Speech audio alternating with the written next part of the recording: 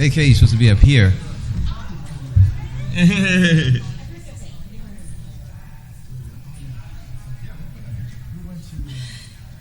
Excuse me?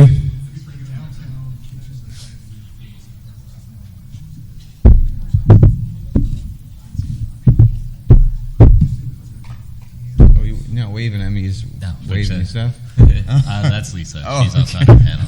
All right. But she's also probably just waving herself off and not you. Oh, okay. Well, that's I know most people are hollering at you, but... That's right. Especially the women.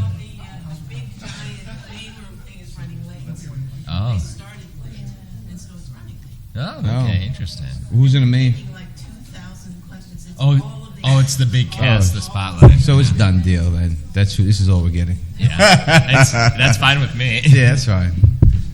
As long as you have people in the audience that have opinions, too. That's all it works. Yeah. This is me. Me and me. Me. Is there assigned seating? Yeah, that's right. It doesn't have to be, but they let it out. You get to take that with you. Look at that. Oh, hey. Isn't that great? All right. Put that one out next time I stream. That's right. Feels special. That's right. That's right. You seen Sarah? Huh?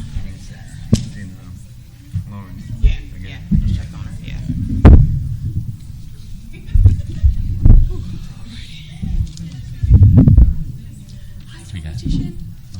We got a minute.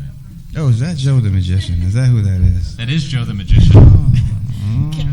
Can I request a picture with you, sir, later, after, or maybe now if you want to? Okay. Can I also get a picture with you again? Damn, I want one too then, damn it. Feel left out. You know?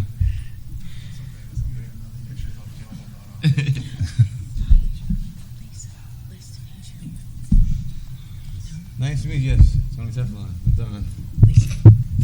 Hey, Lisa. Nice to see you. All right, doors are closed. Doors are closing. Hello, everyone. Hi, guys. Let's see. You've come to the most lighthearted, unserious panel this entire convention. They picked me because I do the memes panel, so it's a natural fit to move over to this. So this is the expanding views of race in Westeros. As much as there is race in Westeros, because it's kind of limited, but I think that's why we're here to talk about it. So I'll introduce myself first. My name's Manu, at Manuclear Bomb. I have a Game of Thrones podcast called A Scene of Ice and Fire. I also just generally always am talking about Game of Thrones and A Song of Ice and Fire on your computers and in real life. So that's who I am. I'm the Don, Tony Teflon. I have a YouTube channel, Teflon TV. I'm a children's book author. I penned the children's book for the World Heavyweight Champion, the current reigning and defending undefeated World Heavyweight Champion of the world, Deontay the Bronze Bottom Wilder, who's also the last heavyweight to win a bronze medal for the United States of America. Besides that, I am the person with James Johnson. We are the first person who ever on YouTube who did a live stream on YouTube about that, and I'm the creator of the pregame shows for Game of Thrones. Indeed, hello. I think this says Lord Commander AK. Alicia Kingston is fine. You can see me on YouTube on my own channel, but mostly with the Mad Queens. I do random live streams about Game of Thrones and a few other different shows sprinkled in there, and I don't know why Tony thought I was cool enough to be on this panel, but here I am. Hi, I'm Lisa Spinagle, and I like to talk about Game of Thrones, but not on any YouTube channel, just in real life. But the other thing I hope I can bring to this is that I am a professional actor, and I have actually had to deal with all of this, constantly having white men in every casting, in every audition, in every call.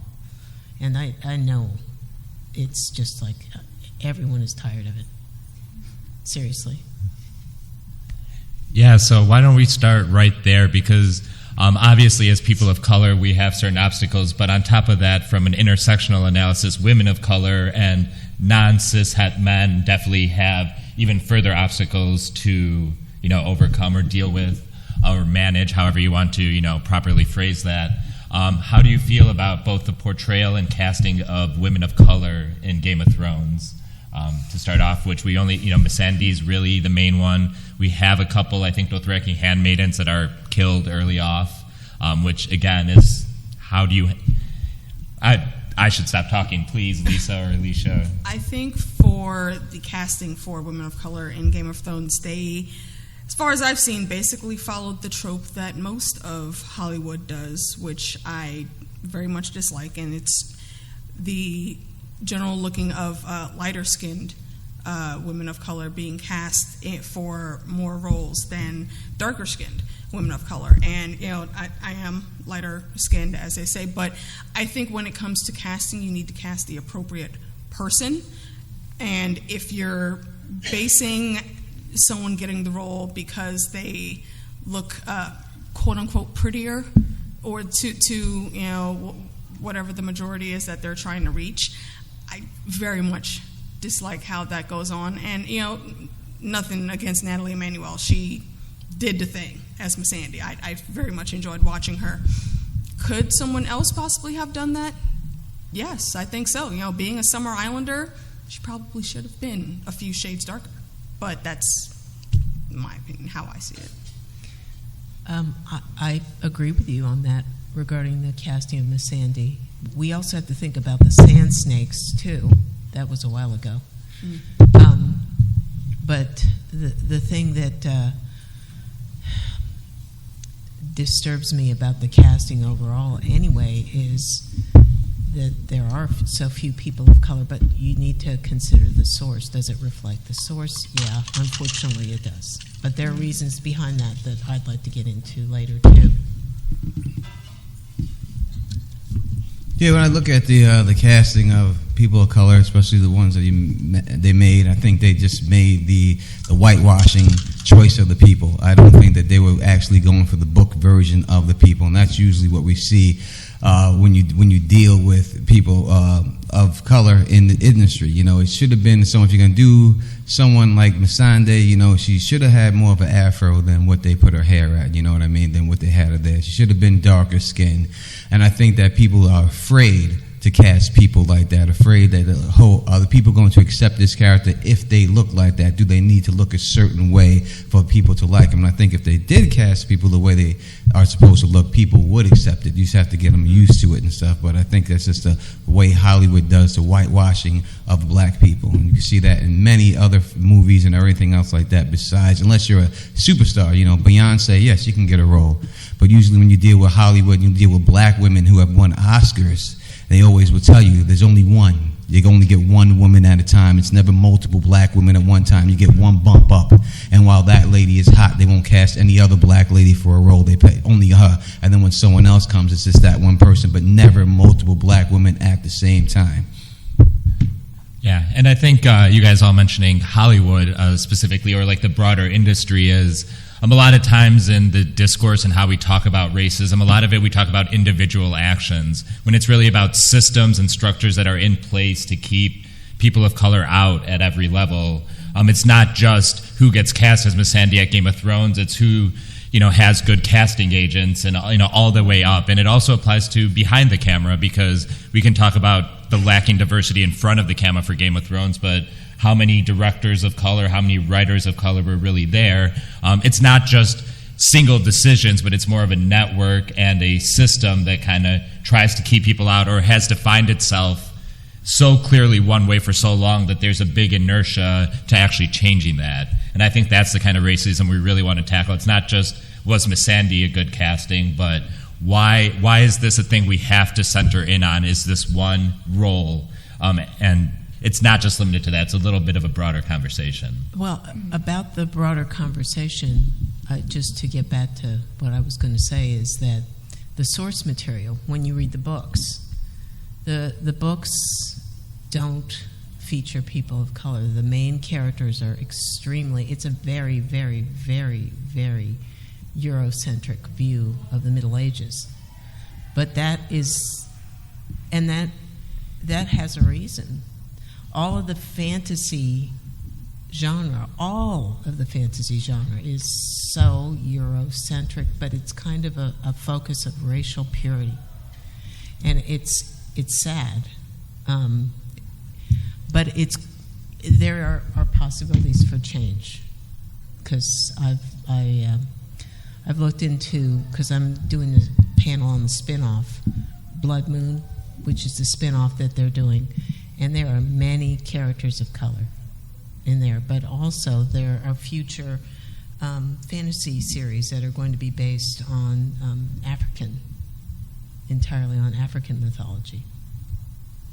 Yeah, I would just say, when you see things like that, too, I think that it's not fair to give people the pass. They try, I like George R. R. Martin. I think he's a great writer. I don't know him personally, so I'm not going to say he's a racist or anything like that. I don't think he is, but you can't give people the pass. You hear George when he says something, like when he says, if you want black people in fantasy stories, have a black person write fantasy stories. To me, that's wrong to say.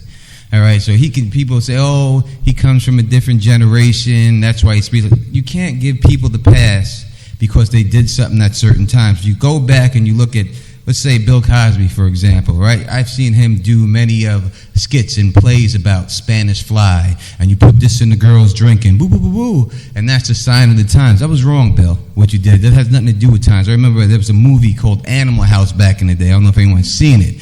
But if you did, there was a part when Joe Belushi was sitting there, and there was a girl that was passed out. And then an angel comes on one shoulder and goes, leave her alone. And the devil comes up and says, fuck her, fuck her, fuck her. Basically, this is rape, right? And everyone laughed about that because it was the 80s, but they're basically saying, go ahead and rape her, and it'll be all right, and it's funny to even think about. And people try to pass that off because, that was the 80s.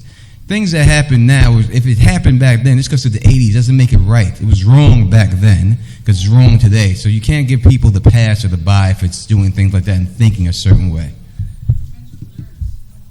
Yeah, there's that whole on rape scene. I mean, that's pretty much what it is because it's not consensual sex. And I think one thing that kind of gets lost as we become more connected through the internet is people are saying, and a big one for me being Indian is Apu, and people care about Apu now as a white guy voicing an Indian actor. Is no, there were people in the 80s and 90s on Telnet or whatever, Angel Cities or whatever they're called. There were people making those complaints. Now it's just now there's actually some kind of democratized version through Twitter and Tumblr and Reddit where at least some of our voices can voice it more vocally and loudly. But there were people doing it back then. I think a lot of people tend to think that it's just now we're moving into this social justice phase. But no, there were always critics making this complaint back in the 90s. And I'm sure people back in 1996 had this about Game of Thrones, and especially the Dothraki, which are very Orientalist in conception. They're just, savages. They have a culture that's not as great as Westeros. They engage in slavery or trading for slaves, just very unseemly, and it's kind of an amalgamation of all sorts of different kind of Asian cultures into one without really kind of a clear definition. It's just kind of, they're the savages. Mm-hmm. Tony, what you're saying is true. What's wrong is not wrong. It's not right just because it's the past. It's not right that fantasy has continued in the Tolkien tradition, which was, developed in the 1940s and the 1950s, that all the good races, and he actually mentioned races, are white. They're very, very white. They're very, very pale. The dark races, the Uruk-hai, the orcs, they're dark-skinned. They're in the south. They're dark. And that's been actually a criticism for a while, but a small criticism. And this is why I'm saying fantasy in and of itself has to be broader. It has to be inclusive. It doesn't have to just be,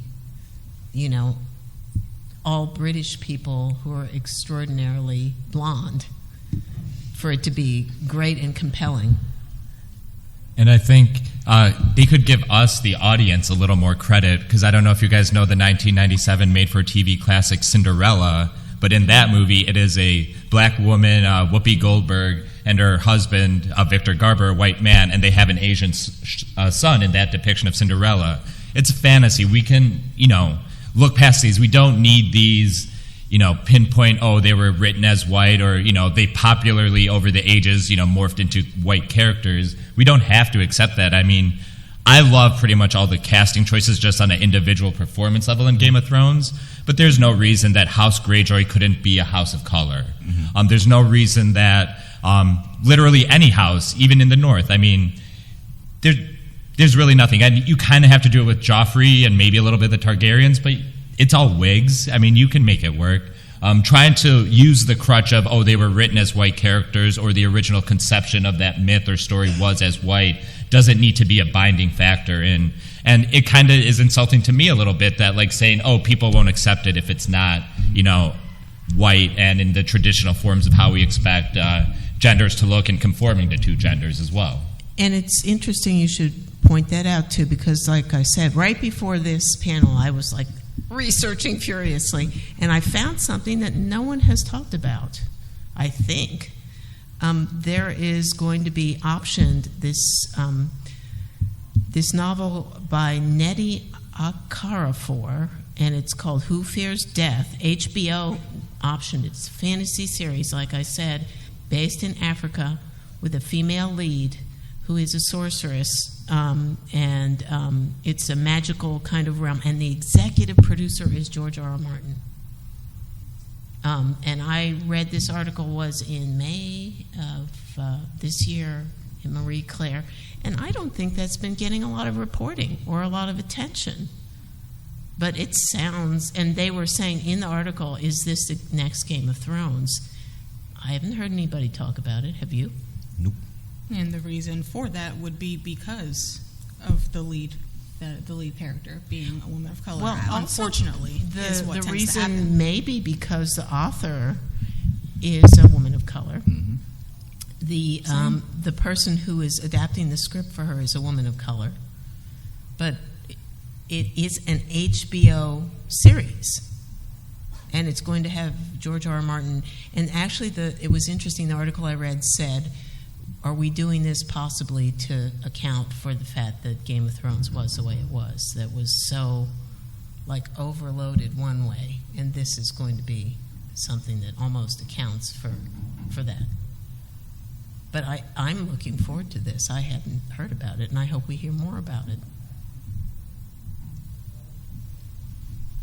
Yeah, when dealing with more like Game of Thrones itself and stuff, the show, it's Dan and Dave especially, like, they rushed our show. Like, to me, I feel that they rushed the season. And one of the reasons why they rushed the season is because they had another deal with HBO. Another deal with HBO was to make a show called What If, I don't know the exact name, but it was What If... Confederate. If the Confederate. It's called Confederate. And what if the Confederates won the war? And they were so hyped to do this whole situation. What if the Confederates won the war and everything? How would America be?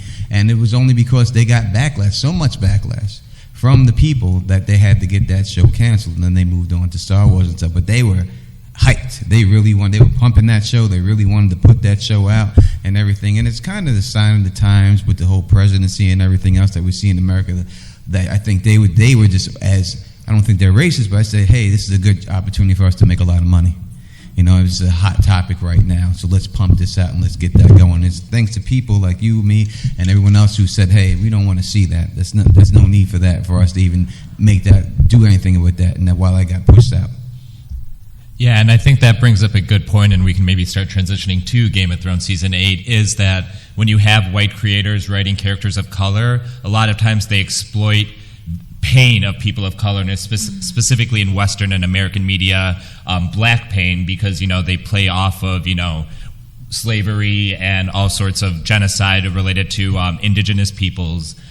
So one thing we want to talk about is the treatment of Grey Worm and Missandei, specifically in Season 8, and prominently taking, your one woman of color, executing her for the purposes of various white women playing their games.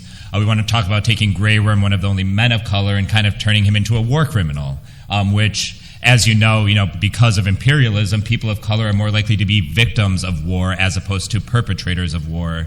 And they just put all these things wrapped up in our oppression or marginalization and foisted onto two characters. So with that very heavy lead-in, specifically Game of Thrones Season 8, with Unsullied going north, the optics of the Dothraki. How did you guys feel the last season dealt with race, or juggled it? When it comes to the Dothraki, I thought they made them incredibly stupid. Like, when it came to planning the whole war and, that first battle with the Night King, this character controls dead things. So you're going to send him off with the whole battalion and help him? I mean, it was all cool when Melisandre came out and yay, fires lit and whatnot. But had Melisandre not been there, you would have been sending these men into a battle that they would not have had a weapon that would have been useful at all. So, okay, that aside, they all go in. That whole battalion dies within seconds. Literal seconds, and you've just increased your enemy's numbers now.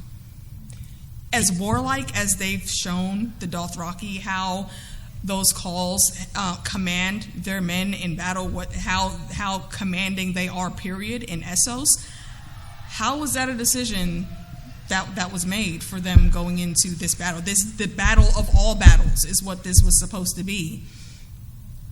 It doesn't make sense. I saw them being used as cannon fodder, basically. That's what they reduced them to. And why the Dothraki in particular being used as cannon fodder? And especially since one thing that my husband, Pat, that everyone seems to know, said was they're archers. You don't put the archers out in front, you put the archers in the back where they can shoot at people while the other people are coming towards them. You don't do that. I guess you just had to, it's like they're the most expendable, so you put them out in front, and it's disappointing. The Vale of Arryn, they had pretty much all of their army, as far as we know there. Why was there not a battalion of those knights, trained knights that know how to fight on that land? Why were they not there? The Northmen, you're defending your home. Why are you not on the front lines?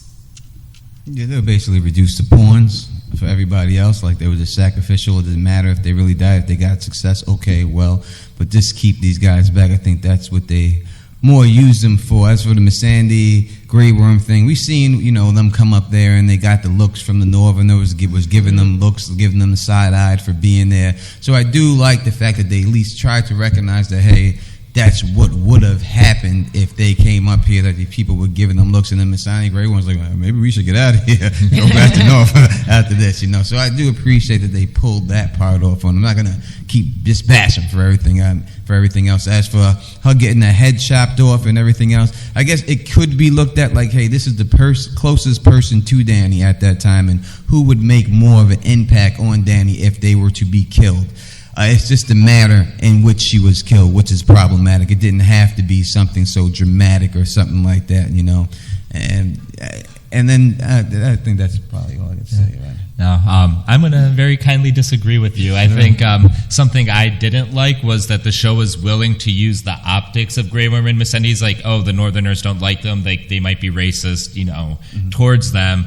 But they just used that to help push, where Grey Worm and Daenerys and all them were going. And I would have loved if they at least circled back and talked about that a little bit, because all groups are in groups and they try to be protect themselves, and when outsiders come in, they naturally circle the wagons. But I don't like when shows, and not just Game of Thrones but anything, tries to wink at the audience, just hint at the racism, but then never actually grapple with it in a meaningful way, especially a show like Game of Thrones, which most of the time does try to grapple with power, with sexual violence, with trauma, unsuccessfully and successfully at times, but they usually try to do something with that. And with the race issue specifically, I think they never really tried to grapple with it. In season 7, Cersei says, oh, the Dothraki are here with Daenerys and they're savages, the Unsullied are savages, and they just kind of use it to help the story move along, that, most of Westeros is on Cersei's side, or they support her rule over Daenerys's or whatever.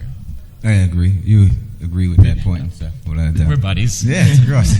But that's the way it always has been in Hollywood from the beginning of time. That's how they portrayed black people. I mean, the first Hollywood hit was Birth of a Nation, which was the Ku Klux Klan were superstars, right? And to save the world from the savage black people that came in that movie, they had a black man. He didn't want to rape a white woman, but all he wanted to do was marry her. And she thrust herself off a cliff because she did not want to marry this black guy. And then the Ku Klux Klan came and just swooped in and killed and helped everyone out, and they were the heroes of this Hollywood movie, and that's their first hit. So that's the way we black people and people of color have always been portrayed, as savages, as uncouth, as uncivilized people, and I think they were just going more with that. And really, I should have, led with this, that even as people of color, we all have different thresholds individually of what upsets us or what doesn't work for us and what does. So another thing that's generally wrong with the discourse is we become tokens of our culture, and it's like, oh, this one Indian person feels this way, this is how Indian people feel, or this is the one black opinion on the subject, but we're not monoliths any more than, any other race of people are.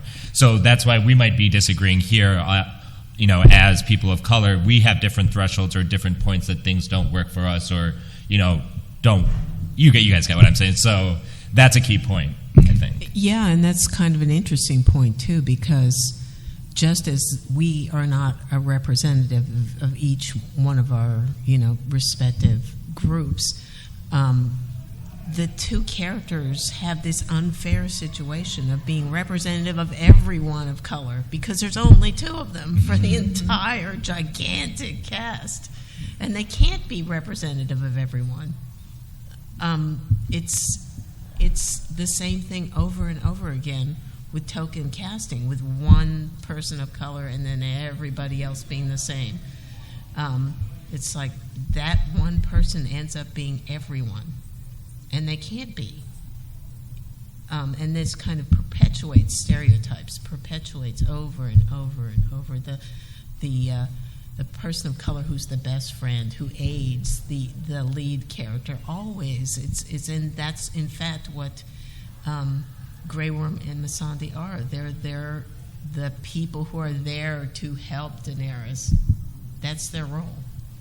And it's a role that is just replayed constantly, which, not that this has anything to do with Game of Thrones. One thing as an Asian person that I loved about, now I forget the name of the great movie that just came out of my brain. You know what I'm talking about.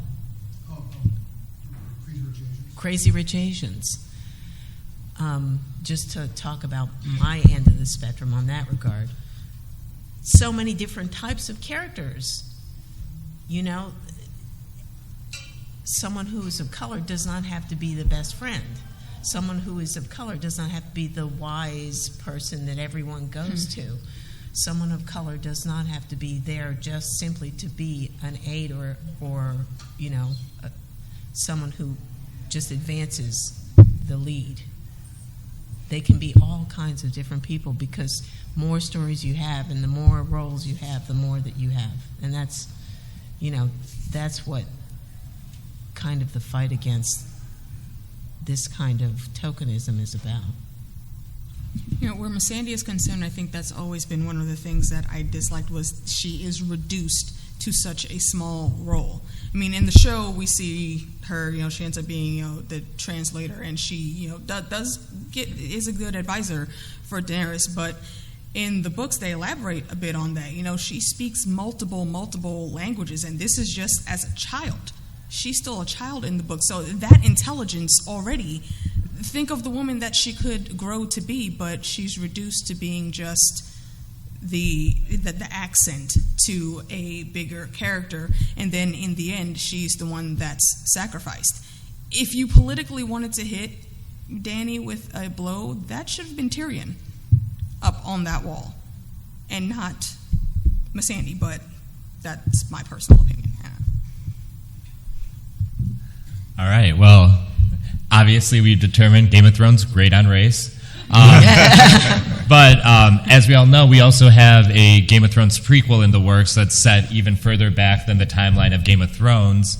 So I'd like to ask my panelists, beyond just diverse casting, obviously we want diverse writers as well and diverse directors. Like, what are actual things that you would like to see in the prequels that maybe addresses some of the shortcomings of Game of Thrones? Is there anything they can do? Is the machine too big? I know they've already started casting diversely, and I'm sorry I didn't bring any of those actors that are supposedly in the prequel here. But what are you looking for in The Long Night, Blood Moon, whatever they're going to call it? What are you looking for in a way to either rectify or maybe expand our view of how we picture this fantasy world? I think it depends what these roles of these people of color are casted as. It all depends what they are. Are they slaves? Are they servants? Are they lords? Are they ladies? It all depends like that. So I would like to see them being lords and ladies, and I would like to see, things like that. That's what I would like to see for them to expand it. But then I don't know how they got from that to this point where there ain't no black people up in it, so I don't know how they will explain it. Maybe they ain't got to, but it all depends to me where they're cast at, what roles they have to play, and I guess we'll see when it comes out.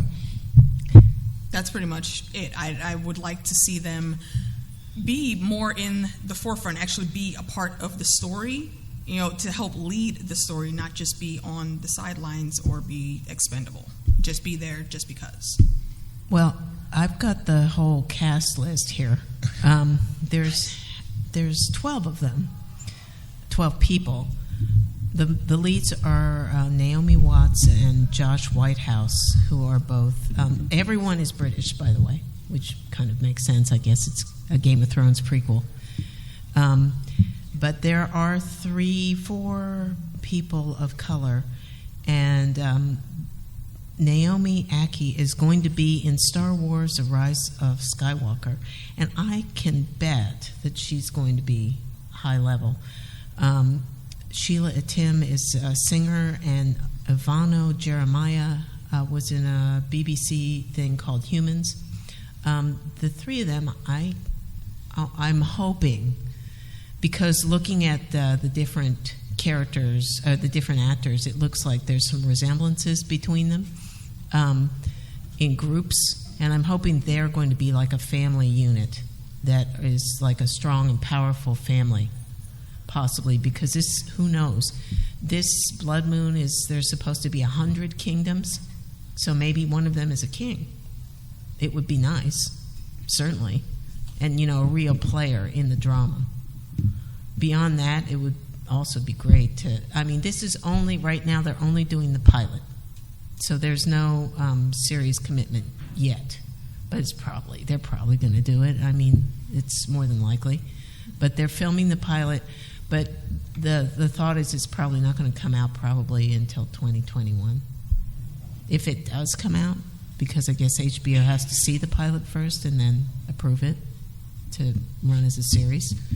But they obviously are putting a lot of money and effort into it. And not to say anything about these three actors specifically, but they are all very dark-skinned, actually, interestingly. So, yeah, representation in the fact that these are leading characters would be great, and representation in the writer's room would be nice. That would be great. I just want them to be more than just, a lot of times you see people of color in movies, or the black person, or whatever you want to say is people of color, as the person who gets the white person where he needs to go. Like you'll see a great fighter, the black guy will be the one training him. A Rocky movie, some black guy is the one training. He ain't the one winning the belt, but he's training the white guy to fight like a black guy and able to for him to win the belt. Or if you see Spartacus and you see the guys inside the training, it's the black guy training all the guys, but then he's not the lead guy. He's not the guy going out there winning all the fights. It's always a trainer role to help a white person get what they got. So I would rather the black person, even if you look at Cyril Farrell, he had an afro, right? So I guess the only afro we got in that thing, right? So even he's a trainer, you know what I mean? And then he got taken out the way he got taken out. But I'd rather see someone not just be the trainer. I would rather see someone be the actual hero of the story. And maybe before we open it up to the audience a little bit, maybe we'll zoom out for our last prompt here. It almost feels like we're reaching a bit of a cultural moment with Crazy Rich Asians, which you brought up. Black Panther was another big one, where we're seeing, diversity in front and behind the camera. And we know that, there's going to be other stuff like in the Marvel universe and elsewhere that's going to be going more diverse. Do you think this is a turning point in possibly the conversation? And do you have any cynicism about that, hey, Black Panther did great, but that's a Disney product, and that's going to people like Ike Perlmutter, who's, a big Trump supporter, and the fact that even when we're getting these big moments of diversity and, all sorts of record-breaking numbers, that a lot of the people still being enriched by these are the people in power, the white people in power. How do you feel about our, where we are in 2019 in the pop culture landscape? Optimistic. We're not where we should be, and that's just the country in a whole and the people as a whole. And the part of the fandom is good, and part of the fandom, I can tell you straight up, I do a Game of Thrones channel. I've been doing it for a long time. And if you read some of the comments in my comment section, you probably wonder why I still do it. I've gotten comments that I didn't know niggas could read. constantly. You know, you should be climbing a tree, eating banana with your feet constantly, while I'm over here talking about a goddamn book, right? And it's not one person. I get constant comments, like 20, 30 of them a day, and all I'm trying to do is talk about a book. So it's really where we're at in the country right now. So in the fandom, I would think that people need to hold other people accountable. Like, when people see comments like that, there are certain people's like, yo, what are you doing, man? Why would you even talk to them? Like, and say something, defend them. So there's more people like that hold people accountable instead of me. Like, I can go down there and rip them apart and do anything else, but it wouldn't mean as much to them because that's what they're trying to do. And you could say that they're trolls or whatever. But even when I used to play video games, Call of Duty or things like that, and go online, I don't play those games anymore because all you hear is this racist slurs all the time, constantly in those games. So it's just the way people are being raised, and people have to hold other people accountable. People from their own race need to hold them accountable for their actions. They need to hear it from another white person. Yo, what are you doing, bro? Why would you even say something stupid like that? Because it means more. If I was to say it to him, that's expected.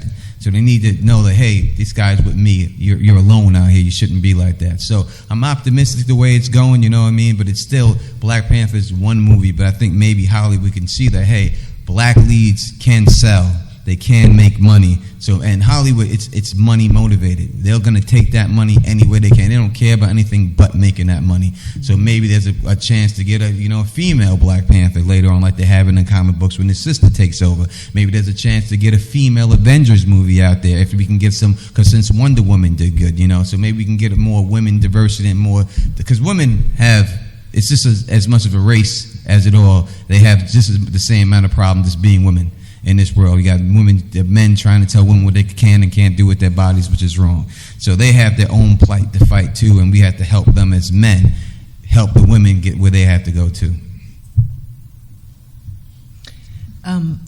I am like you. I'm both optimistic and a little pessimistic. I'm sad that we live politically in the age that we live in.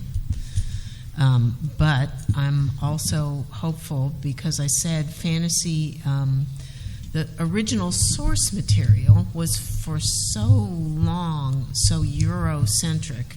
It is getting to the point where it's not going to be that way anymore. N.K. Jameson is also, who is an African-American woman author who in science fiction who's now celebrated. She's coming up with a new TV show called The Fifth Season on TNT. And then, like I said, HBO has optioned this Who Fears Death, which I think is going to be almost possibly largely African-American cast. And that they're both, one is, the fifth season is about a planet where climate change is the fifth season and it kills everyone. It's post-apocalyptic. And Who Fears Death is a fantasy thing that's based, as I say, in Africa. So, and I know that there's probably more that's coming out. So that, at least, that the source material is actually beginning to turn to other people of color. And I'm hoping, for on my side, that like Black Panther wouldn't be just a one-off, that Crazy Rich Asians isn't a one-off. It's nice to think that they're going to be doing a live-action Mulan. It's all Chinese, which looks spectacular. Watch the trailer. It's all Chinese cast.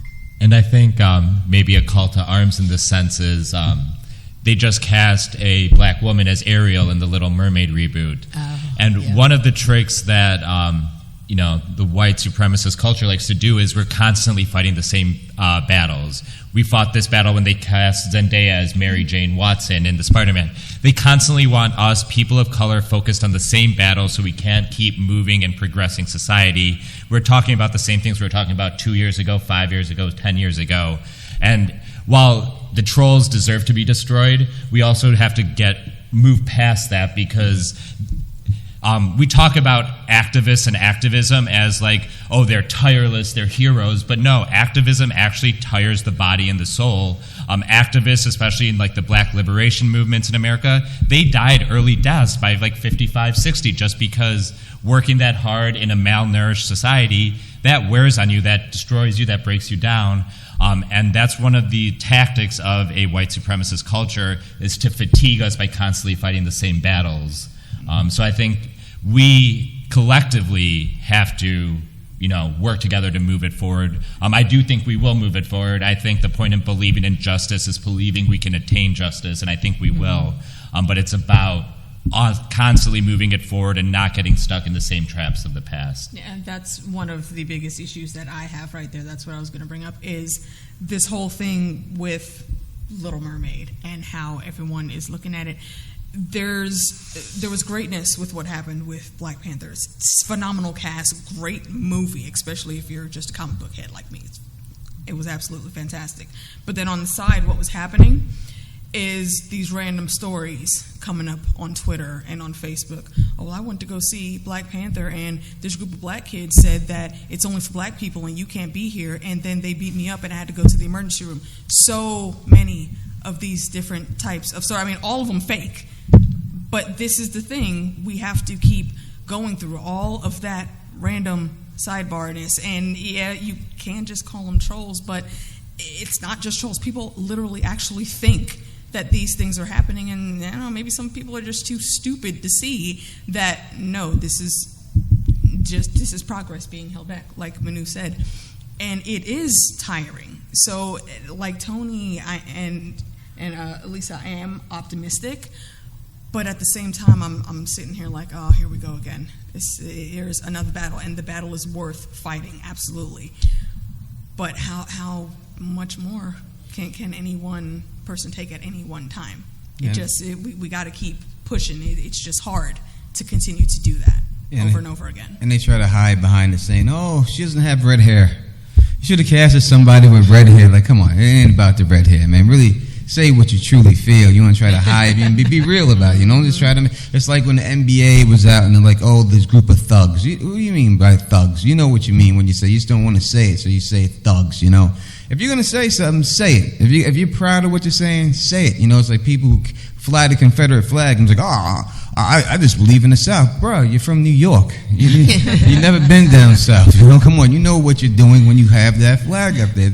Own it. And like I said, it's never going to just happen. Nothing ever just happens with one race of people. It's got to take white people to be on board, too, in order for any change to actually happen. And I know it's hard for certain white people because, it's embarrassing for them, the way that their ancestors acted, so they try to deny it. But it's not you. You have to say, you know what, there was wrong that happened, and I'm going to do something to make it right. And this is my part in trying to make things right. And I'd actually add to that point a little bit. I think George R.R. Martin has actually done some good things in the last couple of years. Lisa mentioned Nnedi Okorafor, who's one of the artists that George has helped pick up. Saladin Ahmed, who's a short story writer and a comic book writer. He's another person of color who George Martin has used some of his fame, some of the wealth he's gained since Game of Thrones, blew up as a big show and helped elevate them. He also supports indie film with his Cousteau Film Theater or whatever in Nevada. So these are things we can do. We can help elevate voices. And I'm glad to see that George Martin, who, he fell into some of these bad things when writing and doing the show, but he's used some of the wealth and some of what he's learned since then to actually elevate, diverse voices, which I appreciate that. And we just got the 10-minute marker, so maybe if there anyone who wants to chime in, questions? I think it's hilarious you're talking about, the Little Mermaid and the black woman being cast. The story is, originally about fighting, not fighting, but, about, dealing with being a gay man. So, Little Mermaid isn't even supposed to be a woman, and it's about being a gay man and, living without oppression. Yeah, I think institutions like to co-opt the struggles of the marginalized and fold them into their own stories, and that kind of whitewashes everything. I mean, that's almost the definition of whitewashing. Yeah. I mean, look at John Wayne was casted as Genghis Khan. Come on, Genghis Khan, John Wayne. Elizabeth Taylor was Cleopatra. This is what they did. You never hear anything about that, or there was no problem with that. But even in Game of Thrones, when you had Ariel Hota, right? People went crazy when he was black. Why is Ariel Hota a black guy? He got killed quick. No one said nothing. Okay, But it's things like that, that they try to do and try to pull in. It really doesn't make any sense. It's people just want to have something to argue about. Can you say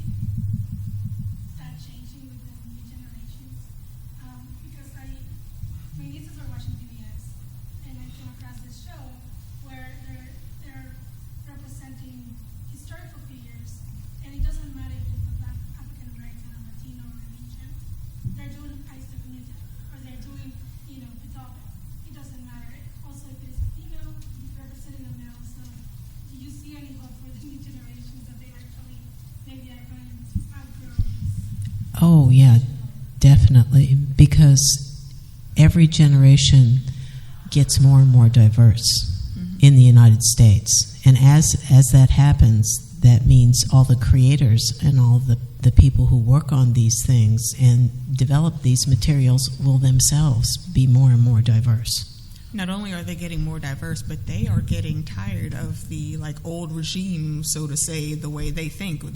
A lot of younger folks, and I give them kudos. Some of my younger cousins that are still in high school, some of the things that they and their friends have struggles with.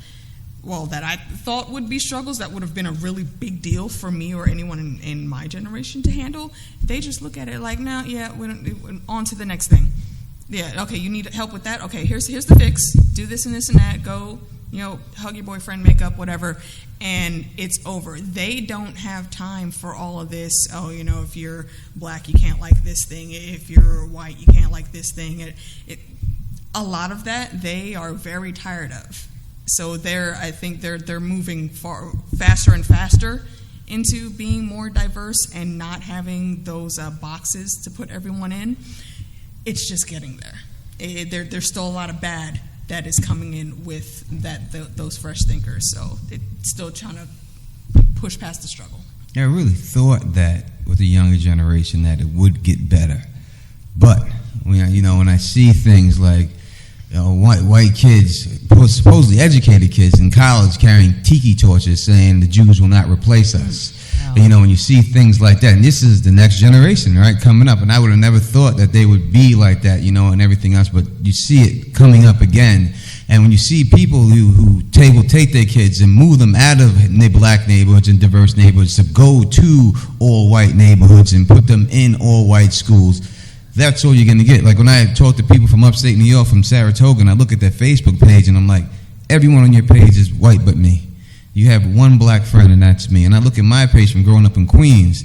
I got black people, Spanish people, white people, Jewish people. I went to more bar mitzvahs and birthday parties. I have everything, Jehovah's Witnesses, all that. And I'm like, I lived such a more charmed life because of the place that I was brought up. So it really has to do with where you're brought up and then who you're around when you're being brought up. It's kind of like that movie, I think, A Time to Kill, with Samuel Jackson when he told Matthew McConaughey, are you inviting me over to your house? We're friends, then invite your kids to play with mine. And that means we're friends. My dad used to always tell me when I was younger, I used to have a lot of white girls that used to like me. And he's like, oh, you think those girls like you? You think those families like you? Try to marry them. And then you'll see how they really feel about you. Try and marry them and see how their father feels. Try to get inside their family. And then you really see how they truly feel about you. That's the only way to know. But you have to have people that are willing to have their kids play with each other and grow up and around each other. I mean, and college is a segregated system with the money, and that's what the rich white people do. They say, hey, we're going to put our kids in this system where there's only going to be white people here, so it's most likely that our daughter's going to marry a white person and not someone else of color. And that's the way I think that's still broken up and how it can be changed. It's just to diversify some more. Yeah, I think a trope that I used to hear that upsets me more and more is that we just need the old racists to die off and then things will be better or whatever. But it's a very passive approach to us dealing with injustice. I think the way racists work or any kind of power structure works is to put the structure in place so even as people die off, those power dynamics remain the same. So while I do think things are getting better in terms of media being more diverse and us actually A, having a panel on race at Con of Thrones, and B, actually having completely people of color running that panel, because I've seen they would have white men on this 5 years ago talking about race in Westeros. So I think things are getting better, but it's good to never fall into the trap that, things are getting better and forget that we have to take an active role in our liberation. And the fact that we have people here in the panel, that are willing to listen to it and willing to accept the things, not accept what we're saying, but listen to what we're saying, and think about it. Because, there could be a panel like this before when we did it, and there really wasn't that many people there. Yeah, there was like 5 people at the first Con of Thrones at our race panel. Yeah, so now we have much more. So just being open-minded, and that's the whole thing. Like when I've talked to friends and I see on my Facebook, like, we are not paying any reparations for black people. We weren't there. We didn't enslave anybody. We didn't do anything like that. It's not about that. It's not about what you did. It's about what you benefited from what happened in the past. And you have to recognize that, hey, I benefited from all these things when the black people had the GI Bill taken away from them, even though we were fought in law, but all the white people were able to get GI Bills and get homes, and they got those homes for $20,000, and they passed it on to their kids and made $100,000, who passed it on to their kids who made $1 million off the payment. That's what you have gotten from these things and stuff that black people were not allowed to take part of. So reparations goes back to that, well, let alone slavery is going to pay for that stuff. So people aren't willing to accept it. When you hear people say, oh, I never enslaved no one, I would have never enslaved no one. It's not about what you did. It's about the benefits you got from what was done. Did you have a question? Yeah, a lot of the movies that you guys are bringing up, like Crazy Rich Asians and a lot, seem like major studio films. And when you hear about like an indie film being successful, it's like an anomaly, or hopefully that they're well done really well. Do you think the push in Hollywood has to come from studios, or do you think it can come from the indie film? I mean, I'm just a big proponent of the idea that we'll never get liberation from our oppressors, and I think as Disney kind of sucks up more of the film industry, I mean, I think this goes back to the cynicism of they're going to, do these Black Panthers or Shang-Chi or Miss Marvel because they know that's going to bring in $1 billion, bring in new audiences, fold in other countries into their, hold. So yeah, I don't want to look to the studios for hope, but I mean, as a power structure, they have to be either part of the solution or they have to be deconstructed in a way that allows like an equitable buildup of power within that institution. If China wasn't the second biggest movie place in the world, would they do Shang-Chi? They're just trying to get that market. So if it takes them that money to get to a good spot, then I'm for it. You know what I mean? But the fact of the matter is, if it wasn't, I doubt there would be a Shang-Chi being made. Yeah, sadly, money is always the driver behind that. But with a company like Disney, it tends to reach a lot of views, and it only oftentimes takes hitting the right one to get the ball rolling in the right direction. So yeah, I mean, indie films are great. I mean, if anything comes from anywhere, that's fantastic. If it comes from the big studios, if it comes from independent films, great. But like you were saying, the bigger influence of a Disney film might trickle down and inspire more people to be able to tell their story.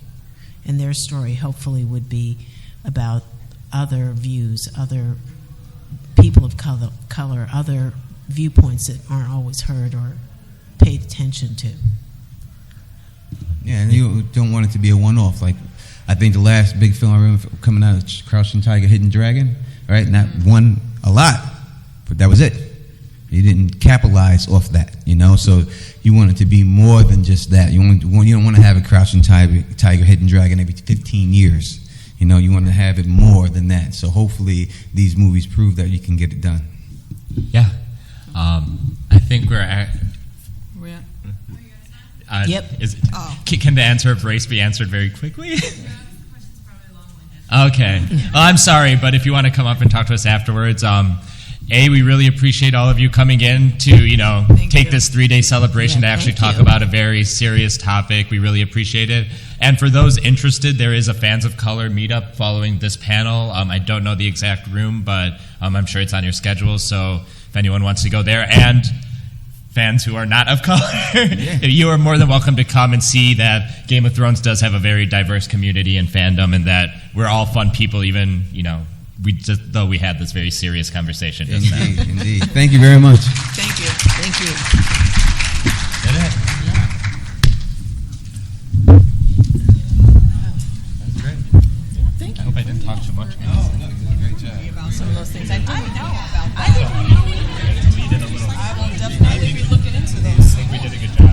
I just wanted to make sure I gave you chances. You got the jokes in there that helped me line in. That sounds good. Really interesting story. Yeah. Hopefully it gets more traction. Thank you for having me on. Yeah. I mean, I didn't really lead it, but no, this was great. I'm glad you guys. Way better. No, I think you were Right.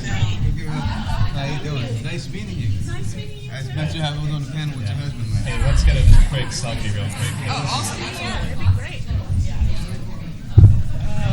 Lisa? Great, awesome. Enjoying it? Huh? Oh, thanks. Hi, how are Yeah, I have a video. It's a Donkey Kong take or whatever. you? Hi, hello.